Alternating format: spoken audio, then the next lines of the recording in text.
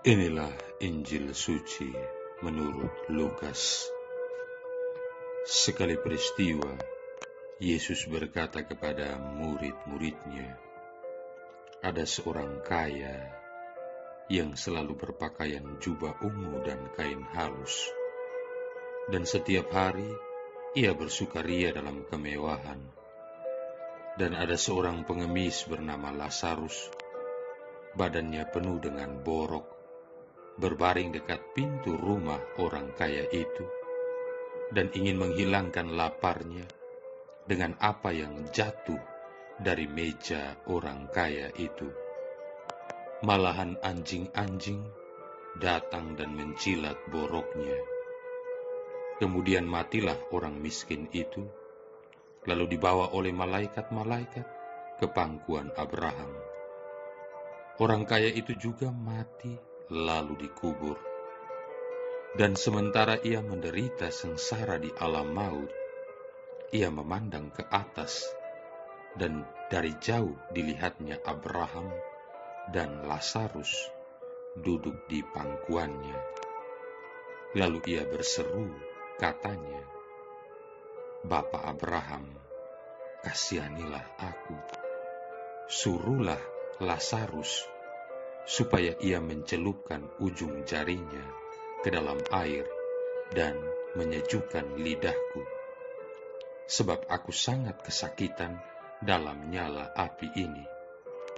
Tetapi Abraham berkata, Anak, ingatlah bahwa engkau telah menerima segala yang baik sewaktu hidupmu, sedangkan Lazarus segala yang buruk. Sekarang ia mendapat hiburan dan engkau sangat menderita. Selain daripada itu, di antara kami dan engkau terbentang jurang yang tak terseberangi, supaya mereka yang mau pergi dari sini kepadamu, ataupun mereka yang mau datang dari situ kepada kami, tidak dapat menyeberang. Kata orang itu, kalau demikian, aku minta kepadamu Bapa, supaya engkau menyuruh dia ke rumah ayahku, sebab masih ada 5 orang saudaraku, supaya ia memperingati mereka dengan sungguh-sungguh, agar mereka jangan masuk kelak ke dalam tempat penderitaan ini. Tetapi kata Abraham, ada pada mereka kesaksian Musa dan para nabi. Baiklah mereka mendengarkan kesaksian itu. Jawab orang itu, tidak Bapa Abraham, tetapi jika ada seorang yang datang dari antara orang mati kepada mereka, mereka akan bertobat. Kata Abraham kepadanya, jika mereka tidak mendengarkan kesaksian Musa dan para nabi, mereka tidak juga mau diyakinkan sekalipun oleh orang yang bangkit dari antara orang mati. Demikianlah sabda Tuhan. Saudara-saudari yang terkasih, seorang siswa SMU ditanya oleh gurunya demikian, apa tujuan hidupmu? Dengan mantap siswa tersebut menjawab, 4K. Maksudnya apa? Tanya sang guru. Ya, tujuan hidup saya adalah kuliah, kerja, kaya, dan kawin. Demikian jawaban si siswa. Mendengar itu gurunya tersenyum, lalu berkata, jangan lupa K yang kelima. Lalu tanya siswa itu dengan antusias, apa itu K yang kelima? Sang guru menjawab, kuburan. Remaja itu terkejut, lalu diam 1000 bahasa. Ia tidak tahu hendak berkata apa, karena dia memang tidak siap untuk K yang kelima itu. Banyak orang yang siap untuk 4K, kuliah, kerja, kaya, dan kawin, tetapi lupa adanya K yang kelima. mereka lupa adanya kuburan atau kematian. Ketika mereka sadar, seringkali sudah sangat terlambat. Saudara-saudari yang terkasih, hal seperti inilah yang terjadi pada orang kaya yang diceritakan Tuhan Yesus dalam Injil Lukas tadi. Dia menjadi sadar justru ketika jasadnya sudah berada di liang kubur. Dia lupa mempersiapkan hari esok, yaitu saat kematian itu datang. Kisah orang kaya dan Lazarus mengajarkan bahwa mempersiapkan diri untuk menghadapi kematian adalah pada waktu hidup, bukan sesudah kematian itu datang. Pada waktu hidup, orang kaya yang tidak disebutkan namanya hidup mewah dan senang, sedangkan Lazarus hidup miskin dan menderita. Tetapi sesudah mati, hal sebaliknya yang terjadi. Lazarus hidup senang di pangkuan Abraham di alam surgawi, sedangkan orang kaya itu menderita sengsara di alam maut di dalam api neraka. Orang kaya itu menderita sengsara di alam maut bukan karena dia kaya. Tidak semua orang kaya harus menderita setelah kematiannya. Abraham adalah orang yang kaya semasa hidupnya di dunia, tetapi dia hidup bahagia di alam surgawi. Begitu juga Ayub, Daud, dan banyak tokoh-tokoh kitab suci lainnya. Sebaliknya, Lazarus hidup senang di Firdaus bukan pula karena dia miskin. Karena banyak juga orang miskin yang menderita di alam maut di dalam api neraka. Inti masalahnya adalah orang kaya itu tidak mempersiapkan diri menghadapi hari esoknya. Sedangkan Lazarus mempersiapkannya. Meskipun ia miskin dan menderita, Lazarus tetap percaya dan hidup berkenan di hadapan Allah. Saudara-saudari yang terkasih, kisah ini juga mengajarkan bahwa melakukan yang baik kepada sesama untuk memuliakan Tuhan adalah waktu hidup, bukan sesudah mati. Orang kaya itu bisa melakukan hal yang baik semasa hidupnya, tetapi ia tidak melakukannya, ia melalaikannya. Ia memiliki harta yang melimpah untuk dipakai memuliakan Allah, tetapi ia justru melupakannya. Ia punya kesempatan untuk menolong orang yang lemah dan berkekurangan, tetapi dia tidak menggunakan kesempatan itu. Ia hanya hidup bersenang-senang dan melupakan tugas serta tanggung jawabnya. Hatinya tidak tergerak ketika melihat Lazarus yang miskin mengambil remah-remah makanan di bawah kolong mejanya. Dia bahkan sampai hati melihat anjingnya menjilati borok-boroknya Lazarus tanpa berbuat sesuatu untuk menolong. Waktu ajalnya tiba, tidak ada kesempatan lagi baginya. Di balik segala kelemahannya, ada juga hal yang patut dipuji pada orang kaya ini. Sesudah berada di alam maut, dia masih ingat kepada kelima orang saudaranya. Ia tidak ingin mereka mengalami penderitaan yang sama seperti yang dialaminya. Di hatinya masih ada kasih.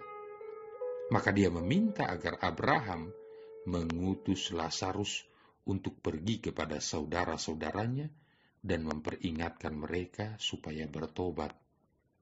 Tetapi Abraham memberitahunya bahwa hal itu tidak mungkin lagi, sudah terlambat. Saudara-saudari yang terkasih, kisah ini juga sebenarnya mengajarkan bahwa memberitakan Injil, memberi kesaksian tentang Injil, dan percaya kepada Injil adalah pada waktu hidup, bukan sesudah mati. Memberitakan kebenaran Injil agar orang lain bertobat adalah pada saat masih hidup. Orang mati tidak bisa lagi memberitakannya. Demikian pula, Orang yang sudah mati tidak lagi memiliki kesempatan untuk bertobat dan diselamatkan. Selagi nafas masih dikandung badan, beritakanlah kabar baik Injil kepada orang-orang yang kita kasihi. Sewaktu masih memiliki hidup, bertobatlah dan terimalah anugerah keselamatan yang Tuhan sediakan bagi kita. Jangan pernah menunda-nunda. Mempersiapkan diri untuk hari esok adalah sekarang, bukan nanti. Kisah orang kaya dan Lazarus ini mengajarkan kita 3 hal penting. Yang pertama, persiapan untuk kematian adalah waktu hidup, bukan sesudah kematian itu datang. Kedua, melakukan kebaikan kepada sesama untuk memuliakan Tuhan adalah waktu hidup, bukan sesudah mati. Ketiga, memberi kesaksian tentang Injil dan percaya kepada Injil adalah pada waktu hidup, bukan sesudah mati. Saudara-saudari yang terkasih, orang yang sejatinya paling kaya adalah dia yang kebahagiaannya berasal dari hal-hal yang tidak harus dibeli, seperti terbitnya matahari, udara pagi yang segar, nasihat penuh kasih dari orang tua, senyuman manis dari belahan jiwa, tawa ceria dari anak-anak, senyum dan keramahan yang diberikan kepada keluarga dan sahabat kenalan, jabatan tangan yang hangat dari rekan-rekan sekerja, dan kesempatan untuk membantu orang lain. Dan orang yang sejatinya paling miskin adalah dia yang harus membeli persahabatan, kekeluargaan, dan pertemanan, membayar untuk menjabat, menyuap untuk menutupi dosa, pamer harta dan kekuasaan untuk mengundang cinta, menyebar uang untuk mendapat dukungan, menggelontorkan dana untuk menjadi populer, dan membeli obat-obat yang mahal untuk merasa tenang dan memaksa diri untuk tidur. Kebahagiaan dan berkat Tuhan adalah kesederhanaan yang tidak perlu dibeli, dan jika harus dibeli, tidak akan dapat dibayar dengan uang atau harta apapun. Maka sungguh rugilah orang yang mengabaikan berkat Tuhan, dan sungguh kayalah orang yang hatinya dipenuhi dengan rasa syukur atas keindahan hidup yang berada di dalam kesederhanaan. Saudara-saudari yang terkasih, walaupun kubur lain-lain, dosa lain-lain, pengadilan terakhir lain-lain, tapi ingatlah, yang memandikan jenazah kita orang lain, yang mendoakan jenazah kita orang lain, yang berjaga bersama jenazah kita orang lain, yang menguburkan jenazah kita orang lain, yang bersedih dan berduka di atas kematian kita juga melibatkan orang lain. Jadi jangan menyusahkan orang lain dengan sikap kita yang tidak disenangi orang lain. Jadi intinya, kita tidak akan bisa mampu hidup sendiri tanpa orang lain. Jadi saling menghormati, saling bantu-membantu, itu sangatlah penting. Mari hidup baik dan berbuat baik dari saat ke saat. Saudara-saudari yang terkasih, kalau hidup kita baik dan boleh kembali kepada asal kita dan bersatu dengan Tuhan, serta melarut dalam kasih-Nya, saat itulah kita mengalami surga. Dan kalau hidup kita jelek dan kotor, kita sendiri akan merasa dan menderita bahwa kita tidak akan pernah bisa sampai ke tujuan. Semua yang kita dapatkan dan kita kumpulkan akan terasa sia-sia, dan itulah neraka. Kehidupan sesudah kematian, surga atau neraka, bukan soal tempat atau soal waktu, tetapi soal sampai atau tidak, soal kembali kepada asal dan melarut bahagia bersamanya, atau soal hilangnya segala impian dan harapan untuk kembali kepada Sang Kasih abadi. juga soal bisa kembali ke rumah Bapa atau tetap mengembara sebagai makhluk yang terkutuk. Surga itu adalah rumah Bapa, tempat istirahat sesudah lama dan jauh mengembara kita manusia di dunia yang fana ini. Neraka itu adalah jalan yang tak berujung, suatu perjalanan menuju ke negeri yang hilang, the lost paradise. Pilihan ada pada masing-masing kita selama kita menjalani masa hidup kita di dunia ini. Saudara-saudari yang terkasih, kita mungkin tahu tokoh sejarah dunia Alexander Agung, the Great Alexander, Raja Makedonia, yang pada masa kejayaannya menguasai hampir seluruh benua Asia. Dia meninggal di usia 33 tahun karena sakit malaria. Sebelum meninggal dunia, Alexander Agung mengumpulkan para jenderal dan pembesar kerajaannya. Dia kemudian menyampaikan 3 permintaan terakhirnya. Katanya, yang pertama, saat ia meninggal, semua dokter dan tabib terbaik di seluruh wilayah kerajaannya yang harus membawa peti jenazahnya. Yang kedua, seluruh harta kekayaan yang dia kumpulkan selama hidupnya, yakni uang, emas, dan batu permata, harus ditebarkan di sepanjang jalan prosesi menuju tempat pemakamannya. Yang ketiga, peti jenazahnya harus dilubangkan agar kedua tangannya tergantung di luar peti, sehingga seluruh rakyatnya bisa melihat kedua telapak tangannya.